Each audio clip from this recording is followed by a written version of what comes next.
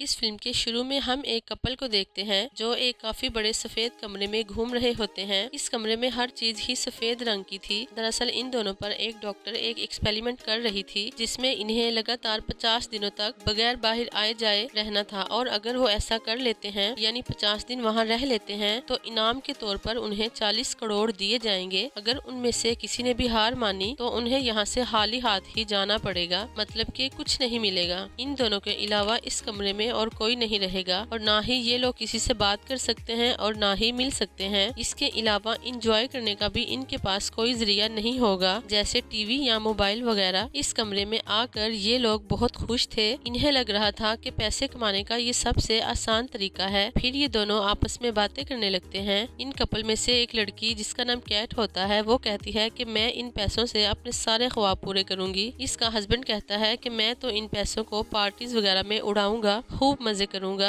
हमारे पास इतना पैसा आ जाएगा कि पैसों की तंगी तो कभी होगी ही नहीं। कुछ वक्त के बाद इन्हें एक रिमोट डिवाइस की आवाज आती है जो उन्हें यहाँ रहने के असूल बताने लगती है कि उन्हें यहाँ कैसे रहना है, किस किस चीज का ख्याल रखना है और क्या नहीं करना, ये भी बताती है। इस कमरे में सिर्फ एक बेड, एक बेंच और एक आम सा बाथरूम था। इसके अलावा दीवार पर एक छोटी सी स्क्रीन भी लगी हुई थी जिसके अंदर भी इस कमरे में रहने वाले सारे असूल लिखे हुए थे, जिनमें से एक ये भी था कि एक वक्त में सिर्फ एक ही इंसान बाथरूम यूज कर सकता है। वहाँ दीवार पर एक लाल बटन भी था, इसे दबाकर कोई भी इंसान हार मानकर यहाँ से बाहर जा सकता था। स्क्रीन को दबाकर वो अपने लिए खाने पीने का सामान भी मंगवा सकते थे। इसके अलावा वहाँ एक काफी बड़ी घड़ी भी लगी हुई थी जिसमें इनके 50 दिनों का टाइमर चल रहा था। यहाँ इनके लिए एक काफी बड़ा बॉक्स भी आता है जिसमें इनके रोजाना के खाने पीने का सामान था। रात होने पर कमरे की लाइट्स खुद ब खुद बंद हो जाती थी और सुबह होने पर जल भी जाती थी और वो डिवाइस हर बार इन्हें ऐलान करके ये बताती रहती थी कि इस वक्त क्या टाइम हो रहा है और सुबह हो रही है या शाम या रात। ये बताने का मकसद ये था कि अब रात हो गई है, आप लोगों को आराम करना चाहिए। इन्हें यहाँ ये सहूलत भी दी गई थी कि वो अलार्म भी लगा सकते थे। उसका हस्बैंड माइक यहाँ ऐसे रहने लगता है जैसे इसकी छुट्टियाँ चल रही हो। यहाँ रात वो देर से सोता था जबकि केट तो अलार्म लगाती है ताकि सुबह जल्दी उठ सके, ताकि वो अपनी रूटीन बनाए जिसके जरिए आसानी से 50 दिनों का ये टाइम गुजर जाए और वो लोग अपनी पहली रात इस कमरे में गुजारते हैं। सुबह होती है तो कैट नहाने के लिए जाती है। वो शीशे में खुद को देखकर कहती है चाहे कुछ भी हो जाए हमें 50 दिन यहाँ गुजार कर इस चैलेंज को जीतना है। नहाकर वो अपने कपड़े धोने के लिए लॉन्ड्री में डाल देती है। पहनने के लिए इन्हें सादे से कपड़े दिए जाते हैं लेकिन वो रंगीन थे। वो लोग आपस में हंसी मजाक करते हुए कहते हैं चलो शुक्र है हमें रंगीन कपड़े तो मिले। कुछ वक्त के बाद कैट माइक से कहती है आखिर वो डॉक्टर ये एक्सपेरिमेंट कर क्यों रही है। माइक कहता है मुझे खुद भी इस बारे में नहीं पता, मैं बस इतना जानता हूँ कि हमने 50 दिन यहाँ रहना है और अपना 40 करोड़ का इनाम पाना है। और वक्त गुजारने के लिए दोनों एक दूसरे को मसरूफ रखने की कोशिश करते हैं। कैट खुद को पुरस्कून रखने के लिए योगा करती है और माइक उस घड़ी जिस पर 50 दिनों का टाइमर चल रहा था उसको घूर घूर कर देख रहा था और बैठे बैठे वो अजीब तरह की बातें भी सोचने लगता है कि यहाँ की दीवारों का रंग सफेद ही क्यों किया गया है। कैट उसे बार बार समझाती है कि तुम इन चीजों को इतना मत सोचो और बार बार घड़ी को भी मत घूर कर देखो, बस यहाँ पर वक्त गुजारने और इसके बदले मिलने वाले पैसों के बारे में सोचो। लेकिन ये करना उसके लिए मुश्किल था क्योंकि कुछ दिनों से वो अपनी नींद भी पूरी नहीं कर पा रहा था, जबकि कैट तो अपनी रूटीन के मुताबिक सुबह से लेकर रात तक अपने सारे काम करती है। और माइक का ध्यान घड़ी पर से हटाने के लिए उसे दौड़ लगाने का कहती है। जहाँ एक तरफ कैट योगा कर रही थी तो माइक दौड़ लगा रहा था। इसके बाद टाइम गुजारने के लिए वो बच्चों की तरह खेलने लगते हैं और डांस भी करते हैं। जैसे ही वो अपने कपड़े धोने के लिए लॉन्ड्री में डालते हैं तो उन्हें दोबारा से बिल्कुल वैसे ही कपड़े मिल जाते हैं। ऐसे करके इन्हें कुछ हफ्ते गुजर जाते हैं। वहाँ पर माइक को एक दिन कमरे में एक छोटा सा कीड़ा मिलता है जिससे वो बात करता है और उसको कुछ खिलाने का सोचता है। और जैसे ही वो मिल्क शेक के कुछ कतरे जमीन पर डालता है तो रोबोट डिवाइस की आवाज आने लगती है जो कहती है कि ऐसा नहीं करो, ये खाने पीने का सामान सिर्फ तुम दोनों के लिए है। अब माइक यहाँ थोड़ा सा परेशान हो जाता है। वो उस डिवाइस से कहता है कि अच्छा अगर हम खाना इसे नहीं दे सकते तो फिर मेरी एक बात मान लो, मैं लाल बटन दबा रहा हूँ ताकि ये कीड़ा बाहर जा सके क्योंकि ये कीड़ा यहाँ भूख से मर जाएगा। मगर कैट उसे समझाने की कोशिश करती है कि देखो वो रोबोट डिवाइस बार बार हमें मना करने या समझाने नहीं आएगी, वो हमें मना करके चली गई है, मत करो ऐसे। माइक कहता है जो भी है मगर मुझे इस कीड़े की फिक्र है, ये बेचारा इधर ही मर जाएगा। इतना कहकर वो उस लाल बटन की तरफ जाने लगता है। दोनों की यहाँ बहस होने लगती है और कहती है कि बटन दबाने पर हम इस चैलेंज को हार जाएंगे और फिर हाली हाथ ही हमें यहाँ से बाहर निकाल दिया जाएगा। माइक कहता है कि हाँ हाँ जानता हूँ, मगर मैं कौन सा खुद बाहर जा रहा हूँ, मैं तो बस इस कीड़े को बाहर भेज रहा हूँ। वो कीड़े को नीचे रख के कैट से कहता है कि देखो ये एक जानवर है, तुम्हें इस पर जरा भी तरस नहीं आ रहा। कैट उसे कहती है कि तुम एक छोटे से कीड़े के लिए पूरा चैलेंज खराब कर दोगे, पागल हो गए हो तुम। ये कहकर वो गुस्से से यहाँ से जाने लगती है। तभी गलती से उसका पैर उस कीड़े के ऊपर आ जाता है, जिससे वो मर जाता है। ये देखकर वो काफी हैरान हो जाती है और माइक से कहती है कि ओह आई एम सॉरी, ये तो गलती से हो गया, मैंने जानबूझकर ऐसा नहीं किया। मगर माइक उसकी बातों का यकीन नहीं करता और एक कोने में जाकर बैठ जाता है और अपना सारा ही दिन वहीं गुजार देता है। उस कमरे के असूल के मुताबिक वो अपने टाइम से सिर्फ 2 ही चीजें खरीद सकते थे जो बाहर से आएंगी और उनके पैसे इनके पैसों से काटे जाएंगे जो काफी ज्यादा होंगे। इसलिए माइक कैट से कहता है कि मैं हमारी पहली चीज मंगवा रहा हूँ और वो उसे मना कर देती है और याद दिलाती है कि अगर हमने बाहर से कुछ मंगवाया तो याद है ना कितने सारे पैसे भरने पड़ेंगे, पूरे $1,00,000, तो प्लीज मत करो ऐसा। मगर इसके बावजूद भी माइक उसकी बात नहीं मानता और अपनी पहली चीज लेने चला जाता है। वहाँ उसे हरे रंग का एक चाक मिलता है। माइक कहता है ओह ये क्या मिल गया, इससे तो मेरा कुछ भी होने वाला नहीं है, लेकिन कम से कम दीवारों पर ड्राइंग बनाकर टाइम तो पास कर ही सकता हूँ। कैट उसे ड्राइंग बनाते हुए देखती है तो कहती है चलो मेरी ड्राइंग बनाओ। तो माइक उसकी ड्राइंग बनाने लगता है। कुछ वक्त के बाद कैट यहाँ से बोर होकर चली जाती है, मगर वो तो ड्राइंग तब तक बनाता रहता है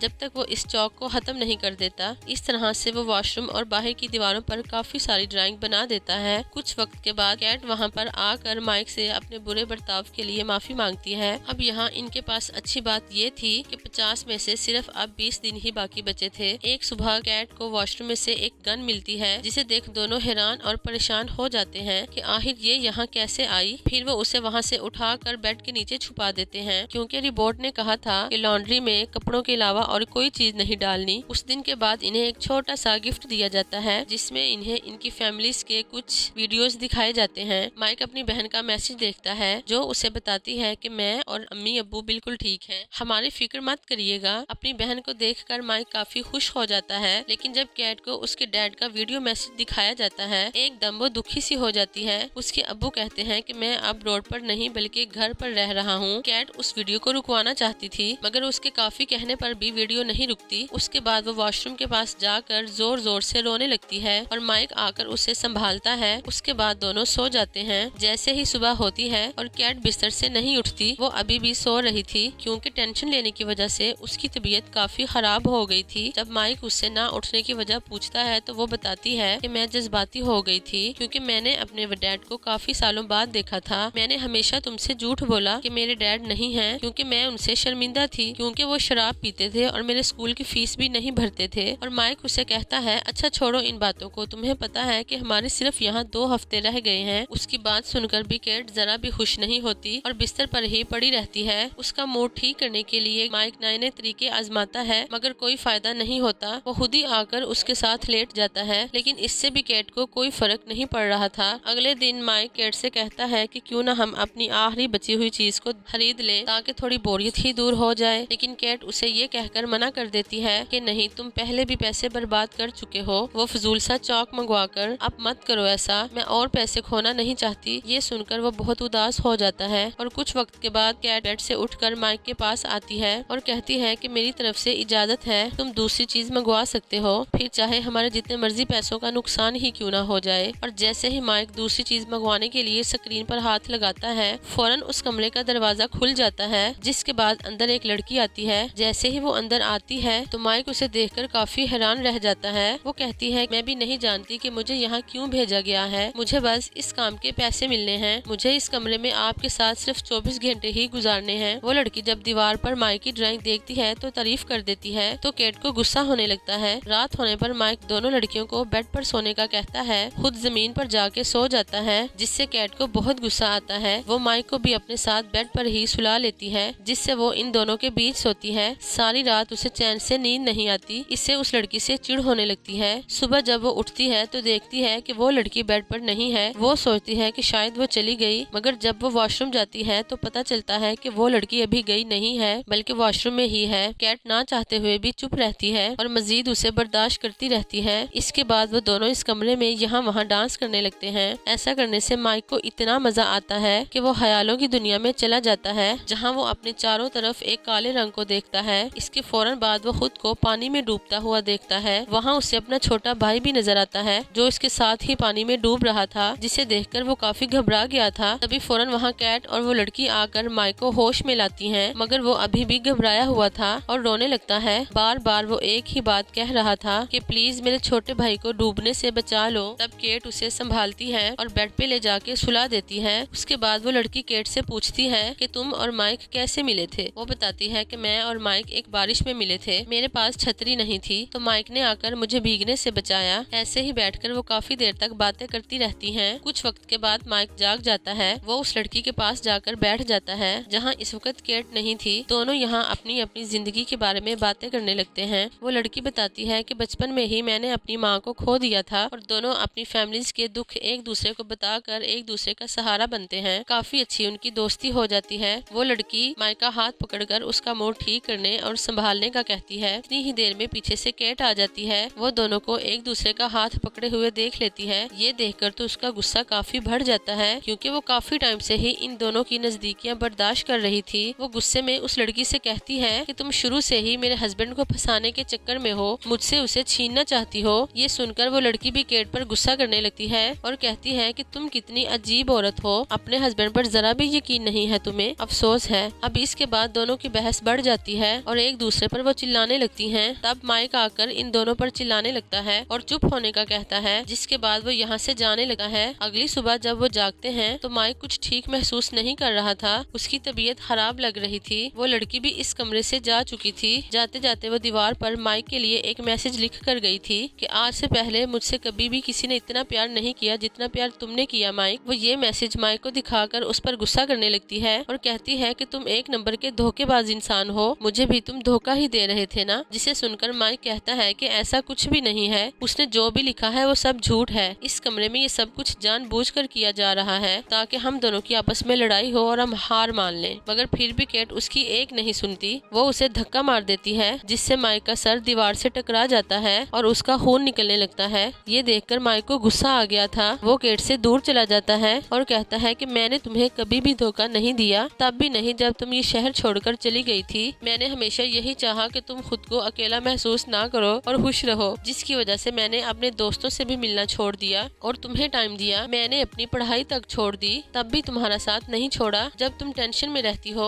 और इन सब के बदले मुझे क्या मिला? तुम्हारा शक और नफरत। जिसे सुनकर केट को शर्मिंदगी होती है और वो कहती है कि प्लीज मुझे माफ कर दो, मैंने ऐसा जानबूझकर नहीं किया, गुस्से में ऐसा हो गया। तभी अचानक माइक को कुछ होने लगता है। वो एकदम नीचे गिर जाता है और कहता है कि मेरी तबीयत ठीक नहीं है, मुझे डॉक्टर की जरूरत है। केट जल्दी से उसके लिए मिल्क शेक लाती है और टॉवल को उसके सर पर रख देती है ताकि उसका खून ना निकले। जिसके बाद वो कहती है कि इस कमरे में सब कुछ दिया गया है, मगर मेडिकल की कोई भी सहूलत नहीं दी गई। अजीब है ना? उसके मुंह से ऐसी बात सुनकर माइक को जरा भी यकीन नहीं होता और वो कहता है कि क्या सच में तुम्हें मेरी चोट की फिक्र है? क्या होता अगर तुम गुस्से में मुझे ज्यादा जख्मी कर देती? मैं तो अब तक मर भी गया होता। तुम इतनी लालची हो गई हो कि पैसों के लिए मेरी जान भी ले सकती हो। भाड़ में गया ऐसा पैसा जो इंसान को इंसान की पहचान ही भुला दे। मुझे इस कमरे से नफरत हो गई है। अब मैं एक भी पल यहाँ नहीं रुकूंगा और यहाँ से बाहर चला जाऊंगा। वो उसे बाहर जाने से मना कर देती है और वो गन उठा लेती है जो उन्हें वॉशरूम में मिली थी। वो उसे माइक पर कहते हुए कहती है कि अगर तुमने बाहर जाने की कोशिश की तो मैं तुम्हें गोली मार दूंगी। माइक उसकी बात अनसुनी करके लाल बटन दबा ही देता है, जिसके बाद दरवाजा खुलता है और इस सफेद कमरे से बाहर निकल जाता है। उसके यहाँ से जाने के बाद केट अकेली रोने लगती है और वहीं सो जाती है। जब वो जागती है तो उसका दिल ही नहीं लग रहा था। वो काफी उदास थी। वो माइक की बनाई हुई ड्राइंग को देखकर उसे याद करने लगती है। कैट के इस कमरे में सिर्फ 2 ही दिन बचे थे, जिसके बाद वो चैलेंज जीत जाती, लेकिन उसे भी क्योंकि अपनी गलती का एहसास हो गया था, वो भी लाल बटन दबाकर यहाँ से बाहर निकल जाती है। और कुछ वक्त के बाद हम माइक को देखते हैं जो दौड़ लगा रहा था। भागते भागते वो केट की बिल्डिंग के पास से गुजरता है। तभी अचानक रास्ते में वो केट से मिलता है। हमें पता चलता है कि उस सफेद कमरे से बाहर आने के बाद कई महीनों तक ये एक दूसरे को मिले भी नहीं थे, क्योंकि इनकी नाराजगी थी। मगर ये दोनों अब आगे बढ़कर सुलह करने का फैसला करते हैं और खाना खाने होटल की तरफ जाने लगते हैं। और रास्ते में माइक कैट से पूछता है कि क्या तुमने वो चैलेंज पूरा कर लिया था या पहले ही लाल बटन को दबाकर तुम बाहर आ गई थी? जिस पर वो कुछ नहीं बोलती और चुप रहती है और कहती है मैंने वहाँ तुम्हारे साथ काफी गलत बिहेव किया, तो प्लीज मुझे माफ कर दो। और जब ये दोनों यहाँ से चले जाते हैं तो एक बिल्डिंग पर लिखे नोट को हम देखते हैं, जिस पर लिखा होता है कि ये कमरा एक बहुत ही बड़े आदमी ने बनाया होता है, लेकिन वो कौन था ये पता नहीं चल पाता। लेकिन उसके मुताबिक हम ये कह सकते हैं कि लालच इंसान को कभी नहीं करना चाहिए, क्योंकि लालच हमेशा बुराई की तरफ ले जाता है, जिसमें हम अपने किसी खास को भी खो सकते हैं। जैसे कुछ वक्त के लिए माइक और कैट ने एक दूसरे को खो दिया था। इस आदमी का ये कमरे को बनाने का ये मकसद हो सकता है कि इंसान को लालच देकर सुधारा जाए। जब इंसान यहाँ साथ वक्त गुजारेंगे तो उसके अंदर की भी वो बातें बाहर आएंगी, और जब लालच का पर्दा उनकी आंखों पर से हटेगा और अपनी गलती का एहसास होगा, वो इससे सीख लेंगे और कभी भी लालच नहीं करेंगे। इसके बाद हम कपल को उसी कमरे में देखते हैं जो कैट और माइक की तरह इसी चैलेंज को पूरा करने आए थे। वो भी वहाँ ऐसे ही खुश थे जैसे कैट और माइक वहाँ आकर खुश थे। अब सवाल ये उठता है कि क्या ये दोनों इस चैलेंज को पूरा कर पाएंगे, या उन दोनों की ही तरह हार मानकर वापस जाएंगे, या फिर उन्हें भी अपनी गलती का एहसास हो जाएगा। इसी सवाल के साथ ही ये कहानी यहाँ पर खत्म हो जाती है।